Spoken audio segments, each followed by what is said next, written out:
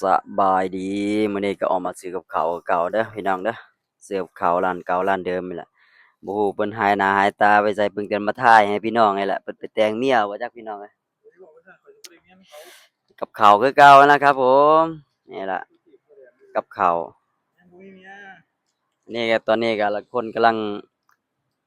งสิมางานนะพี่น้องเนาะเบิ่งถ่ายบรรยากาศให้เบิ่งนี่แหละคนกำลังมานะพี่น้องเนาะกับข้าวเพิ่นก็มีหลายอย่างเด้อพี่น้องเด้ออย่างเช่น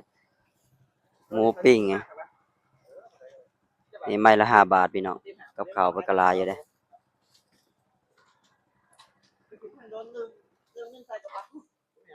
โอ้ปีงไก่น้อยบ่เนี่ยปีงไก่น้อยก็มีพี่น้องเอ้ยโอ้เพิ่นไปขาตอนใดเอ้าคนกำลังมาหลายเด้อพี่น้องเด้อเอาไว้ส่ำนี้แล้วก็บ่ตด